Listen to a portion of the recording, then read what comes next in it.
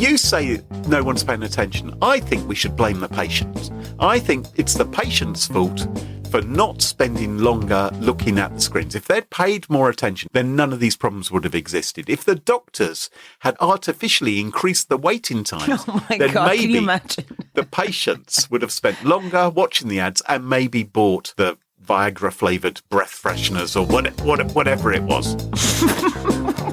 That's what they should have done.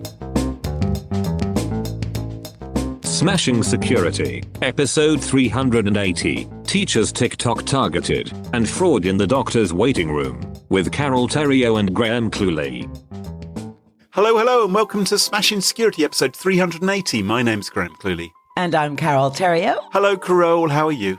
Wow, that's unusual. I don't even know what to say. I'm fine, thank you. How are you, Graham? I'm gorgeous. Thank you very much.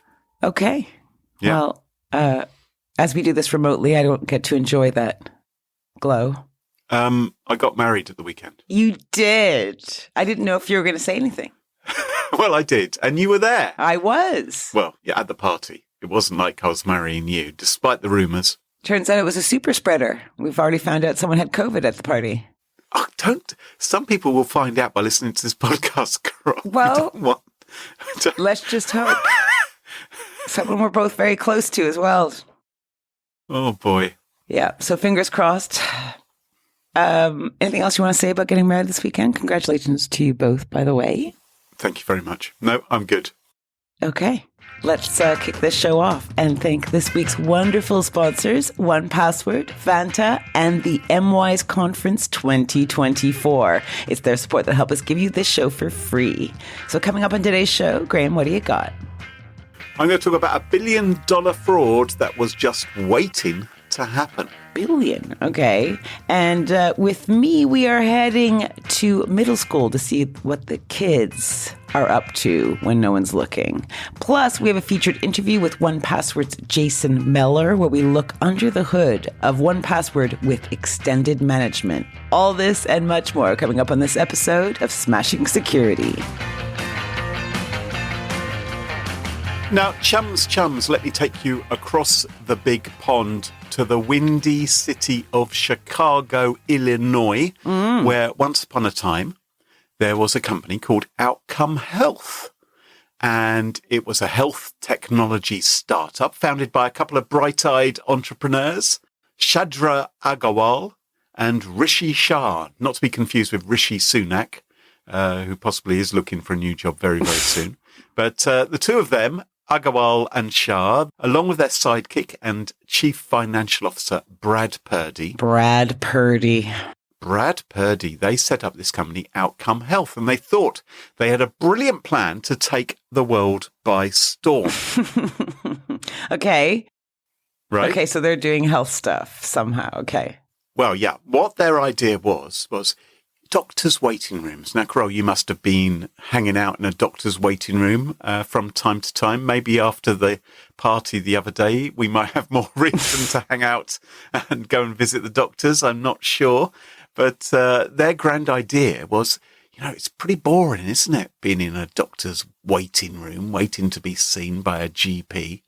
They thought, well, what we'll do is we will install TVs and tablets in waiting rooms up and down America, thousands and thousands of waiting rooms, and we'll offer them for free, and they'll provide health information, but there will also be, of course, adverts. For special drugs.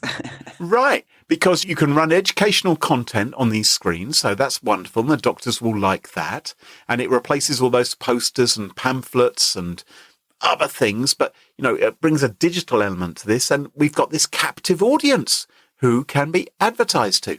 Let's pause for a second, though, here. So when I go to the States, I am always absolutely shocked by the medical ads that are peppered across the TV. I don't even know if that's now. That shows how long I've watched, how long ago since I watched TV in the States. But, they're like all this information about the drug. It's a drug company ad. And I don't know if those are allowed in Europe or in the UK. Well, certainly in the UK, we don't get to see that, do we? No. I've noticed as well in America, it seems to have a huge amount of ads on TVs for drugs and medication and things. I've noticed that the drugs, it appears to be targeted mostly to a demographic of older people. And I wonder if it's more likely that older people watch traditional television adverts, whereas all the youngsters are watching streaming things, maybe with less ads. Or it's always about hair or solidity in the nether regions. Yes. Yes. You want a solid one of those. Anyway, fantastic. Doctors' waiting rooms, captive audience. Right. You can play pharmaceutical ads for creaky joints, but, you don't have to limit yourself there. You could sell all kinds of things, couldn't you, to people in waiting rooms? You might like those universal remote controls for televisions with great big buttons on which you can read without putting your reading glasses on, or bedpans with a built-in karaoke, or compression socks, or musical dentures. There's all kinds of things you could advertise. So this company, it thought, right, this is what we're going to do. We're going to put the TVs and tablets in there. We're going to sell ads. We're going to make ourselves a huge amount of money. And at one point, this company was valued at $5.5 billion. For putting TVs in waiting rooms. But yes, because it was doing so well, and it had investments from the likes of Goldman Sachs and Google's parent company, Alphabet. They put something like $500 million into this company. What could possibly go wrong? I don't know. It turns out quite a lot. Because instead of building this health tech empire of TV tablet screens, this trio of people, by the way, they were employing hundreds and hundreds and hundreds of people in a great big skyscraper in Chicago. But these people right at the top, they decided to engage in a little game of smoke and mirrors with their clients, investors, their lenders. Well, they didn't have enough. They didn't have enough money. It wasn't enough. Well, they were claiming the company was doing much, much better than it really was. Oh, I see. Right. Because to make more money, they started selling advertising space that they didn't really have. And they inflated numbers related to how often patients interacted with the screens. They basically lied. Yeah. Yes. Yeah. Some of the advertisers, they said to Outcome Health, look, you've got to provide affidavits with screenshots showing your ads running in doctors' offices. You said that you're doing this. Will you actually do it? And what the employees allegedly did at this company was grab a screenshot of an ad from their own PCs, their own computers, edited it to add a timestamp and a doctor's ID number to make them appear genuine. And they sent that to the advertiser saying, here it is on another computer screen. Here it is on a third computer screen. You're kidding me. No. How many times would you have to do that to kind of value yourself at $5.5 billion? Come on. And advertisers said to Outcome, look, we're really keen to know how well our ads are coming across. So they said, can you run surveys on these screens? You survey the patients, survey the doctors to see how they're responding to the ads.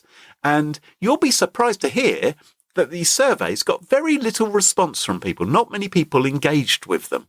I used to do surveys. It is nigh impossible to get someone to fill something in. It's like, please have chocolates. Just, we won't give you anything. Just please press the button. We need stats. We need stats. So this company made up the numbers. Oh, God. And it just said, well, let's make the numbers bigger. So if Outcome Health was to be believed, their tablets were the hottest thing since Betty White. And between 2011 and 2017, this ad fraudulent scheme resulted in at least $45 million worth of overbilled advertising services. And that, of course, artificially inflated the company's revenue figures, enabling the three men to raise $110 million in financing one year, the next year, $375 million, the following year, $487 million, over and over again. And they were paying themselves hundreds of millions of dollars in dividends going into their pockets. This is a ridiculous story. You know what? This just shows you that people just don't pay attention, Like, this is so ridiculous. Like, how could someone say, oh, we're so loaded from TVs and waiting rooms? It's just incredible. And no one would do the math? You say no one's paying attention. I think we should blame the patients. I think that it's the patient's fault for not spending longer looking at the screens. If they'd paid more attention, if they'd bought the goods, then none of these problems would have existed. If the doctors had not shortened the waiting times, if they had artificially increased the waiting times, Oh my then God, can you maybe imagine? the patients would have spent longer watching the ads and maybe bought the Viagra-flavoured breath fresheners or whatever it was. That's what they should have done. So what we've got here, advertisers promising prime ad space they didn't actually have. They undelivered on their campaigns. They inflated the patient engagement metrics, and then they billed their clients as if nothing was amiss. They're crooks. And they've now been found guilty of being big fat crooks by a jury. Mm-hmm. They've been hit with a laundry list of financial crimes, including fraud, money laundering, lying to their own auditor. The once celebrated CEO, Rishi Shah, he has been sentenced to 7.5 years in prison. Shadra Agarwal, she's been chucked in a halfway house for 3.5 years, so she'll be contemplating the error of her ways. Brad Purdy, the guy whose name you liked, he's off to prison for 2 years and 3 months. So the Attorney General who was handling this, they're not impressed either. They say, yet another reminder, you can't fake it until you make it.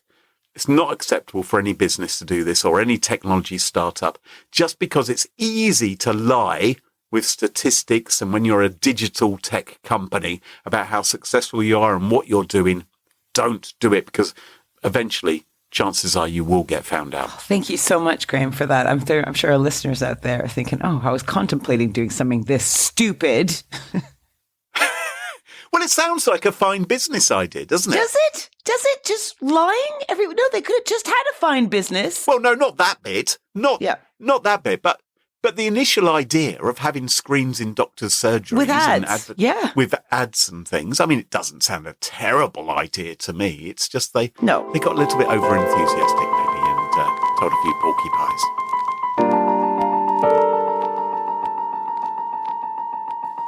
Carole, what's your story for us this week? Okay, Graham, as a parent, any idea what 7th and 8th graders are into these days? Like, these are kids around 12, 13. Yes. Okay. TikTok, Snapchat, all that kind of stuff, I think. Right. It's very interesting you say TikTok because I still have not played with TikTok. Have you? I bet you've checked it out a bit. I have now a TikTok account, although I don't really know what to do with it. But if anyone finds my TikTok account, they can see me doing a crazy dance in Magdeburg, Germany. Wow, guys, run to that. Okay, but you're right. TikTok is the place. And what kids do on it, as far as I understand, is they make little short videos, set them to cool tunes, share them with their friends. Look cool. Mm-hmm. So I want you to put yourself in the head of a 12, 13-year-old boy. Okay. Right? And you're chilling at school and, in the calf, maybe, right? Eating your poke bowl. What kind of 13-year-old is this eating a poke bowl? Very sophisticated one. Well, kids these days. I would be eating a turkey Twizzler, most likely, or a Spam sandwich. Delicious. Okay, so hear that your teacher is on TikTok. Mrs. Motz, the Spanish teacher, is on TikTok. Ooh. And the account is at patrice.motz, which is your teacher's name. So you check this out. Yeah, because it's going to be hilarious. I mean, fancy an old person being on TikTok. How embarrassing is this going to be? Yeah. Right? Like, what's going to happen? Exactly. But you soon realize something's a bit odd because on the channel, you see a picture of your teacher, your Spanish teacher, Mrs. Motz, but she's not at school, but she's on a beach with her husband and her young children. Then text appears in Spanish over the family vacation photo asking, do you like to touch kids? Answer C. Okay. That sounds, it's not very nice. So suddenly it gets super dark, right? Now, if you saw this as the 12 or 13-year-old schoolboy and this is your teacher, you'd probably be shocked, right? You would think, what? This is a total joke? I don't know, but I think I would probably think, this isn't the kind of thing I want to watch on TikTok. I think there'd be a lot of things competing for my attention. This is your teacher. You may not like Mrs. Motz. You may not like Spanish. Yeah. Like, would you share it with your friends? Maybe I would show my friends. I can imagine that people would share it with their friends, yes. Well, the problem was that Mrs. Motz wasn't on TikTok. This was a fake account created by a student who was about 12 or 13. Now, according to the New York Times, in the days that followed, some 20 educators, about a quarter of the school's faculty at Great Valley Middle School in Malvern, Philadelphia. This all happened last February. They discovered they were victims of fake teacher accounts, rife with things like pedophilia, innuendo, racist memes, homophobia, and made-up sexual hookups between the teachers. So this sounds like it's someone who's got a vendetta against teachers at this particular school. Well, maybe. It's not just one person. Students reportedly took images from the school's websites or copied the family photos that the teachers had posted on, in their classrooms. And some they found online, maybe on Facebook and that kind of stuff. And they made the memes by cropping, cutting, and pasting photos and then superimposing text, known as cheap fakes rather than deep fakes. And it seems that hundreds of students viewed, followed, commented, on the fraudulent accounts. Like of course you would share that. I would share that if I was 12, 13. Suddenly my teacher was, I'd be like, oh my God, right? I find my friends and go, did you see this? The whole thing, of course, turned into an utter shit show. The fallout included teachers feeling that they couldn't call out pupils who act out in school because you might have a target on your back. Oh, I see. Because what you're saying is the teachers were afraid to reprimand children in case they then got some sort of revenge attack on TikTok. Right. And you would. Right. Okay. I mean, you would want to risk having their family photo associated with some racist meme or some child abuse image. I mean, come on. Right. Okay. There's a growing sense of distrust. So Mrs. Motz herself said she described the whole thing as a kick in the stomach that students could so casually savage teachers' families. Yeah. And apparently this is a significant escalation of how middle and high school students impersonate, troll, and harass educators on social media. Because before this year, says the New York Times, students largely impersonated one teacher or a principal at a time. But this, they went after 20 of the educators. Right? A quarter of the school was targeted. Well, it's horrible, isn't it? There's also concern that social media has helped normalize this kind of anonymous, aggressive posts and memes, leading kids to it's amazing. To weaponize themselves, I guess, against adults. It kind of levels the playing field if you were seeing it from their point of view. But there's a worry about kids losing empathy for others, effectively being desensitized to others' feelings because of the online medium, that distance. Yep. So some steps have been taken to address the 22 fictitious TikTok accounts impersonating teachers at the middle school. The punishment was brief suspension for several students. And who'd been sharing things, you mean, those ones? They briefly suspended several students. It's worded very carefully. So the kids are not identified in all this. And the principal, during one lunch period, chastised the 8th grade class for its behavior. But I don't know. I kind of think they're getting off pretty lightly there. Well, I think Don't you think? There is a difference between being the people who created the content and the people who reshared it. I'm not saying it's an enormous difference, because I think you can be quite guilty retweeting or resharing or forwarding on things. I think that does have a level of responsibility to it, and it can be malicious as well, but maybe not as malicious as originating something as well. So I don't know how they would have been able to identify without TikTok's help and maybe law enforcement's help, who initially created things, but they presumably were able to tell who had liked or who had reshared things or boosted it in the timeline. And these are not like mastermind geniuses here. These are a bunch of high school kids who might have gone, yeah, it's super funny. Like in the comments, you might have been able to figure out pretty quickly who did it. Yeah. How would you stop this? Like, seriously, I find this super upsetting because, like, who would want to be a teacher? Who would want to be a teacher? Well, who would want to be anyone in public life? Because this could happen to absolutely anyone, couldn't it? It could happen to politicians. It could happen to, the librarian. It could happen to the GP. We're talking about GPs earlier. Anyone who's out there who maybe deals with a lot of people, and someone someone has a beef with you or is upset with you or is just for some reason malicious and wants to cause trouble. And they do it via the anonymity of the internet, and can spread all kinds of malicious stuff. It's really unpleasant. But yeah, of course, I suppose there will be children who are less, have not ethically matured, and so perhaps are more likely to engage in antisocial behavior. So you've got all these kids, Right. some sharing, some creating. Yeah. My view would be just no phones in schools. Well, here in the UK now, most schools are banning phones. So that's the general sort of advice these days. They're not allowing kids to use their phones inside the schools.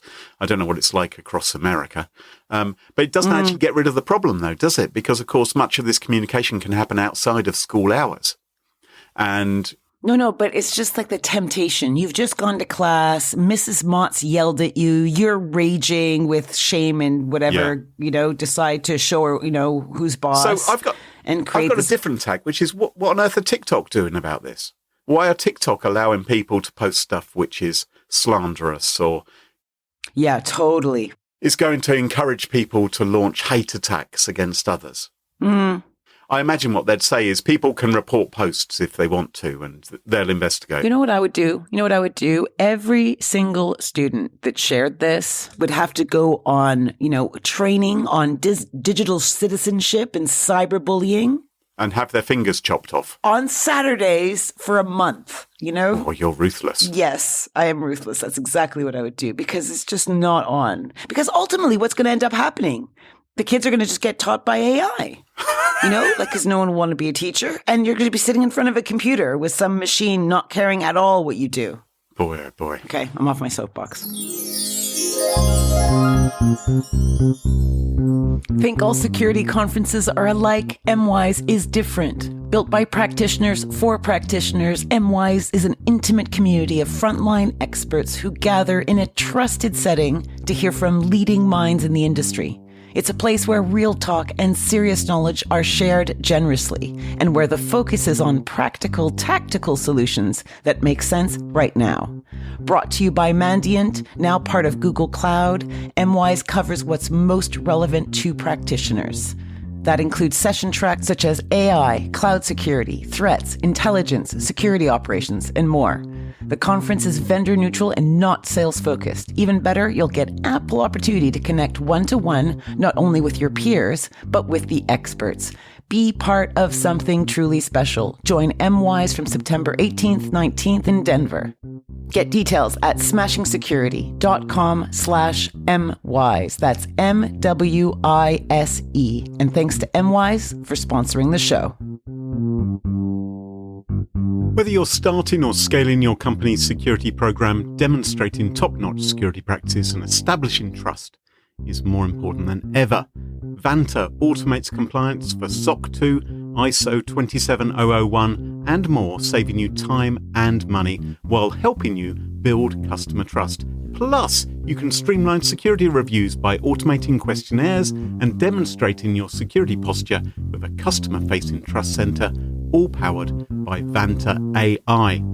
Over 7,000 global companies like Atlassian, Flow Health, and Quora use Vanta to manage risk and prove security in real time. Get $1,000 off Vanta when you go to vanta.com/smashing. That's vanta.com/smashing for $1,000 off.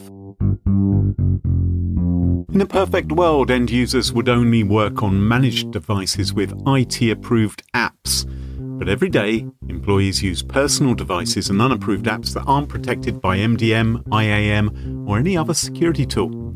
There's a giant gap between the security tools we have and the way we actually work. 1Password calls it the access trust gap, and they've also created the first ever solution to fill it. 1Password Extended Access Management secures every sign-in for every app on every device. It includes the password manager that you know and love, and the device trust solution you've probably heard of on this podcast, back when it was called Collide. 1Password Extended Access Management cares about user experience and privacy, which means it can go places other tools can't, like personal and contractor devices. It ensures that every device is known and healthy and every login is protected. So stop trying to ban BYOD or shadow IT and start protecting them with 1Password Extended Access Management. Check it out at onepassword.com/smashing. And thanks to 1Password for supporting the show. And welcome back. And you join us at our favourite part of the show, the part of the show that we like to call Pick of the Week. Pick of the week. Pick of the week. Pick of the Week is the part of the show where everyone chooses something they like. Could be a funny story, a book that they've read, a TV show, a movie, a record, a podcast, a website, or an app. Whatever they wish. It doesn't have to be security related necessarily. Better not be. Well, my pick of the week this week is not security related. In fact, it's not a pick of the week. It's a nitpick of the week.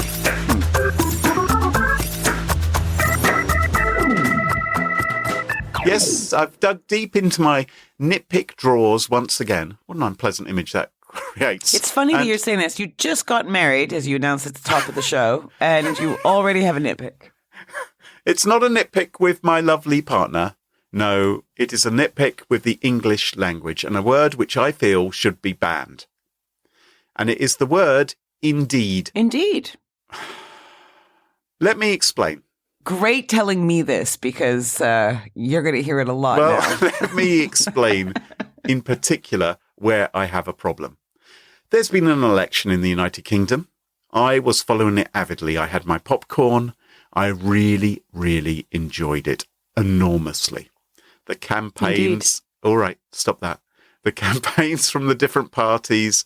I mean, it was quite captivating. Without getting political here, Indeed, there was one party in particular which had an appalling election campaign, and it was truly astonishing, some of the things which would happen, which made it gripping to watch. So I'd watch the news report, and we're going to cross now to our reporter at wherever it was, and they'd go and speak to the reporter at the outside location, and then they'd go back, they'd hand back to the studio, and the bloody studio presenter would say, well, thank you very much indeed, Brian in Glasgow, or whatever his name was. Did he indeed? Yes, Carole.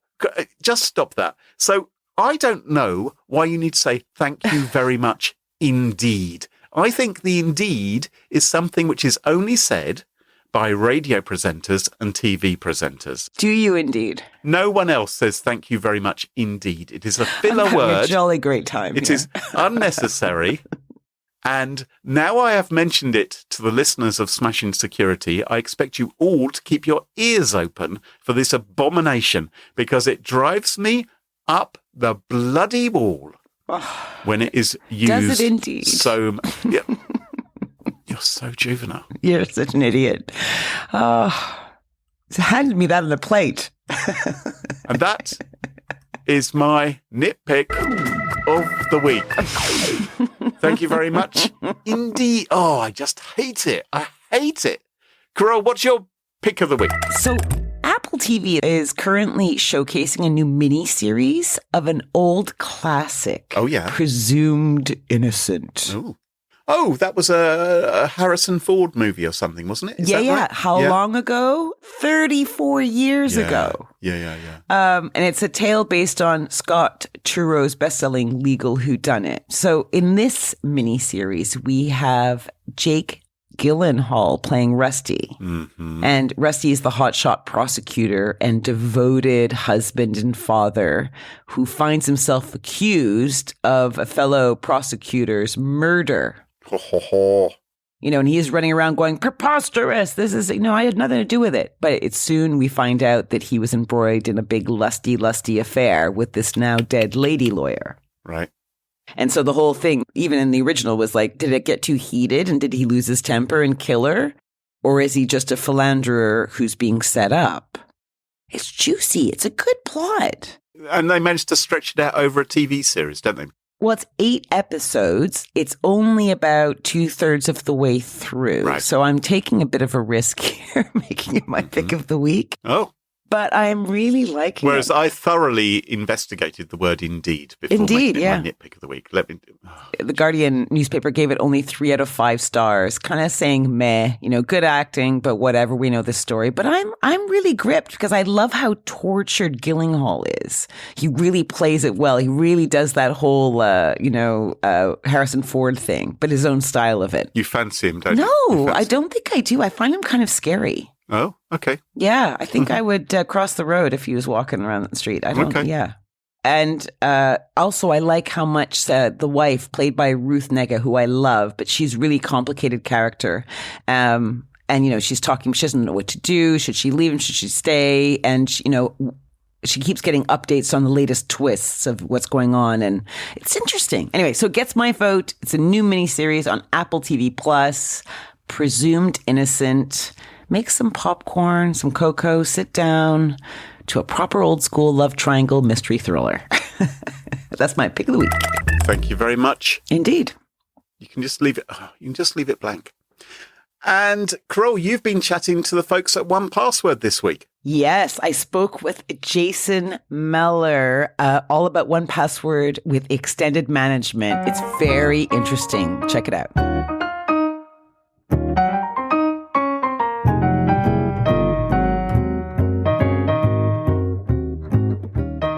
Okay, well, today on Smashing Security, I am chatting about passwords and beyond with the company's very own Jason Meller. Now, Jason Meller used to be the CEO of Collide and is now VP of Product Management at 1Password.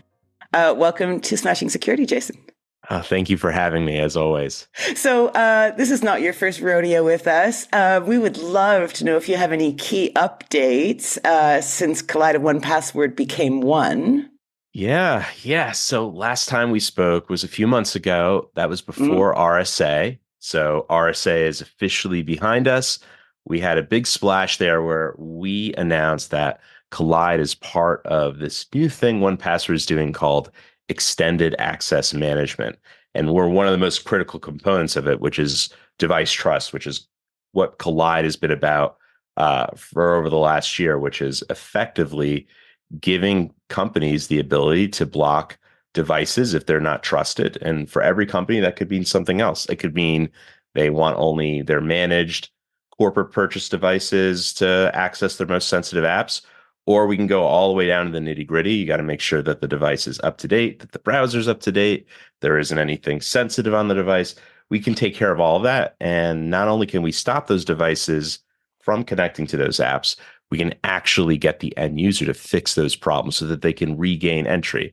And that's the key to the whole thing, because if you just block people, it makes the IT help desk just the phone ring right off the hook. You got to give folks the ability to self-remediate. And that's what Collide has been about since its founding. That's what 1Password has been about in terms of its relationship between security and the human being. And that's why we work so well together. I have a few questions like passwords. Like we've been talking about passwords for, it seems to me, forever. Do you feel it's still a key element to info security, that people still don't really take them seriously, or... This is really interesting because I got to go to RSA for the first time, not really as the Collide CEO, but more in my capacity as just a 1Password employee. Was standing at the 1Password booth. I had the 1Password shirt. And, while we have this extended access management thing, there are folks coming to the booth because they want to talk about passwords.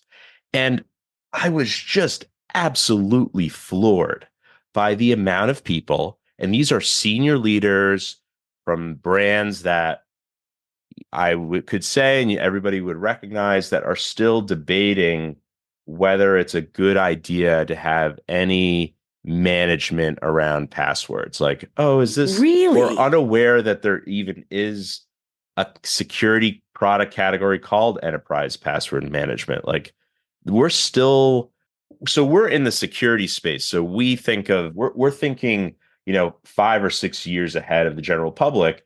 But there's also, on the evolution curve of how people adopt technology, there's also the laggards.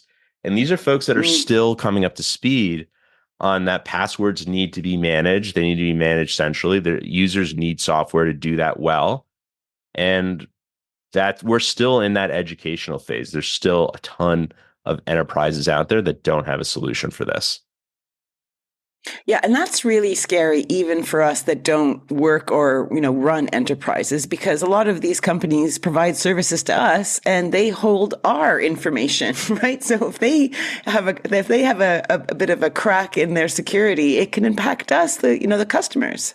Oh, 100%. And so I was grateful to be there, but also really shocked that there's still, it wasn't everybody who came to the booth. A lot of people were coming to the booth because they actually just love 1Password. I actually got a few hugs out of it, which I've never had in my experience as a B2B software builder. Like, the fact that there's that much love for 1Password was just as equally shocking to me as it was to hear about folks who were just never had heard of enterprise password management. So we see sort of both sides, the super fans who are excited about what we're doing next, and the folks who are coming to the booth in earnest to really understand, oh, I didn't realize that I had to do anything to help my users do the right thing when they're generating and storing passwords. And they were like, oh, they tell stories about their parents and this, oh, I keep my passwords in a notebook. And these are stories like I used to tell to my CISO 15 years ago when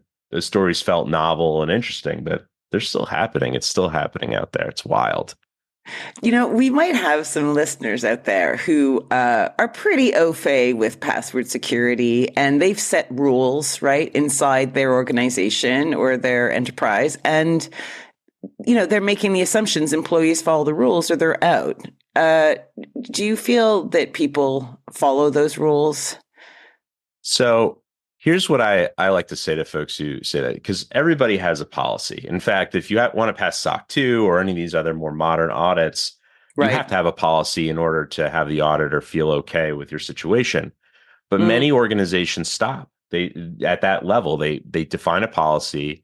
They have all of their employees and contractors sign it and swear effectively on the Bible that they'll always do the right thing in every circumstance. And then they feel that that is a good mitigating control for whatever that policy is supposed to prevent. But the truth is if you don't have measurement and enforcement on a policy, you don't have a policy at all. You really just have a suggestion and maybe an agreement. But in practice, without measurement and enforcement, it means that you're really not serious about that policy. And that might be fine if, depending on what the policy is, but if the policy is one of the tent poles of your entire security foundation, like good credentials, secure credentials, you have to do better than that. You need to be able to measure, is this really happening? And when it's not happening, you need to have corrective intervention to make sure that people are doing it. And that's the thing that we do at 1Password is we try to work with our customers to ensure that they're actually using the software and they're using it correctly and to call them out. And that's where Collide and now extended access management can also help. We can get folks to understand, is this really being used in the way that you think it is? You've given them the tools, but are they actually using them? And that's the key question. So how does it work? So you get a kind of centralized report on usage and any problem areas? Yeah. So 1Password today does provide a lot of great reporting, centrally. That's one of the reasons to upgrade to, the business tier offerings of 1Password is you get a lot of that centralized reporting. Now, when you combine that visibility with the concepts of device trust that Collide brings to the table, the key isn't just measurement, it's enforcement. And we believe that the key to enforcement is to produce proportionate consequences when people aren't following the really important rules. And in our case, that means for the apps that we do have control over, we're not going to let you sign into them if you haven't demonstrated that you even have the company approved password manager, if it's not configured properly. If we know that you're not doing the right thing across many areas of your device and personal security, we're not going to continue to let you access the most sensitive data in the organization. And that's a proportionate and reasonable consequence for not doing the right thing. And where Collide can get involved here is we not only can detect that that's happening, but we can help that user get on the straight and narrow and say, hey, you need to install this. And the thing about 1Password that's great is there's so many different ways you can use it. You don't have to have the big app on your dock. You can have the browser extension, and you don't necessarily have to have like this all the bells and whistles on. You just need the ones that make sure that you're going to do the right thing when you're creating a new login for a SaaS app that doesn't support SSO yet. Right. Right. Now, what kind of companies are using 1Password with extended management? Like, is there a sector that you focus on, or is it truly multi sector? I think it's all over the place. So we have a Department of Defense contractor, we have healthcare, we have finance, we have an energy, we have a lot of B2B SaaS. And some of these companies are huge and some of these companies are small. So what's the common thread?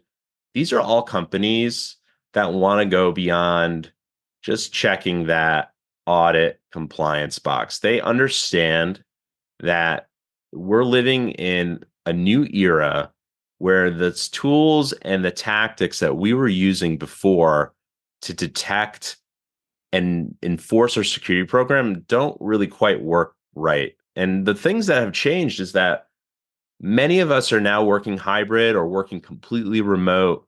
That computer that was provisioned to us, I can't tell you the amount of folks that I know just would prefer to use their personal computer, and the one that they got from the company is just in a drawer somewhere, and it's just staying in there, and nobody knows that it's not being used. And so when you're not forcing people to go in the office on a regular basis, some things that felt like forbidden are now suddenly not so hard to imagine that they're happening.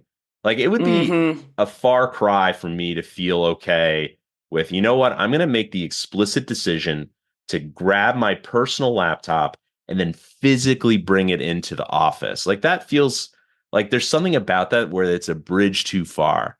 But when you're working from home and it's just sitting there, and you know that the company isn't really putting forth any effort to stop that device from accessing all the SaaS apps anyway, why not use it? What is the harm? So it's really changed the dynamics of what people think are willing to do and not willing to do. Mm-hmm. But we do want to have some rules. Like, does this device even have disk encryption? Is it infected with malware?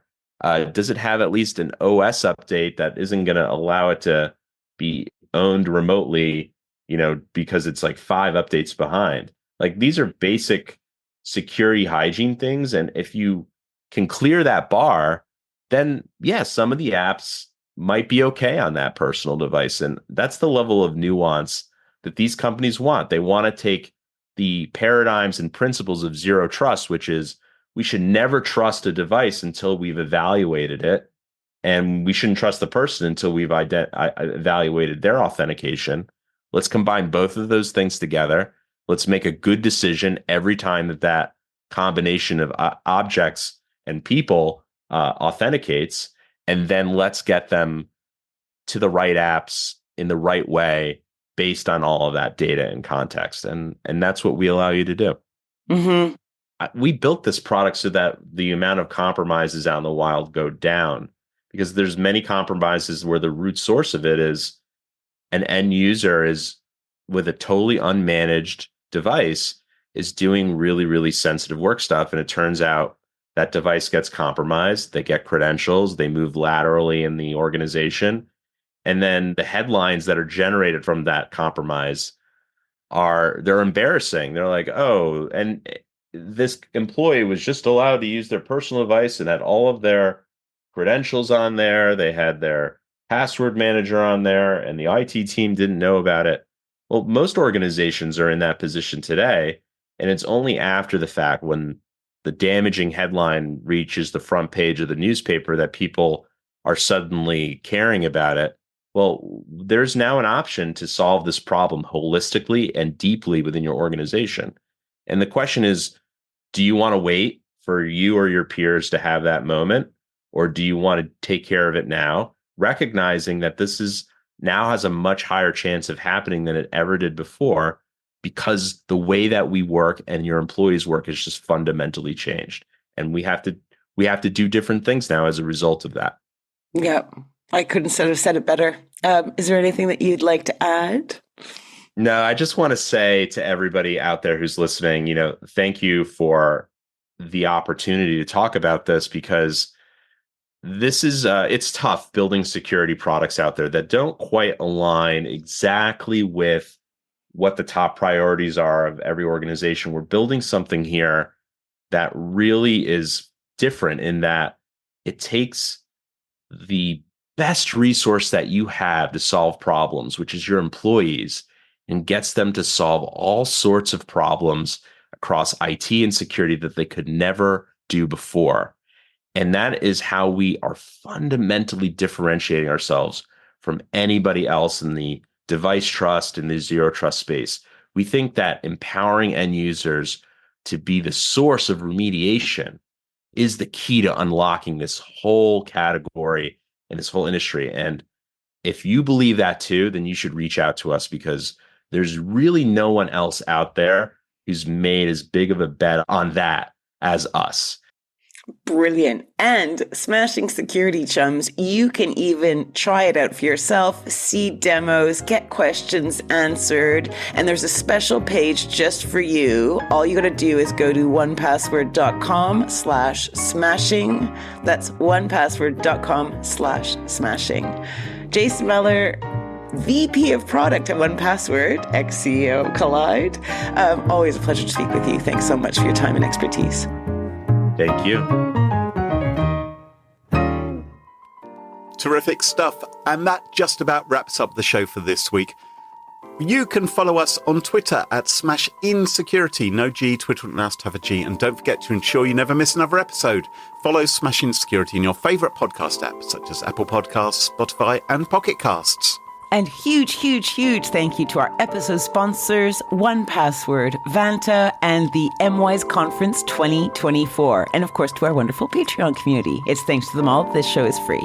For episode show notes, sponsorship info, guest list, and the entire back catalogue of more than 379 episodes, check out smashingsecurity.com. Until next time, cheerio, bye-bye.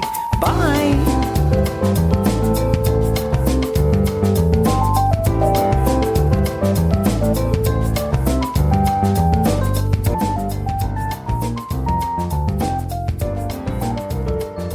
I'm surprised you brought up your recent nuptials. Well, I thought we've got nothing else to say. Do you want to mention a present that maybe a fellow podcaster gave you? No, not really. Are you sure? No, I don't want to mention. It's really highly... I'm not talking about me. No. I gave you a very elegant gift. Yes, yeah. Listeners, if you've made it this far in the podcast, all I can tell you is that the hosts of the Host Unknown podcast sent me and my new wife a very particular present. And I wasn't entirely sure how it was supposed to be used. I actually imagined you had to hold it by the opposite end to which was the correct one. I thought it was some kind of electric shoehorn. A smart electric shoehorn. What every above 50-year-old man needs. It was very, very large. It's still large. That's all I can tell you. Right? Yes. Yeah. I don't think we need to go into details. Okay. But, thanks, Tom, Jav, and the other guy.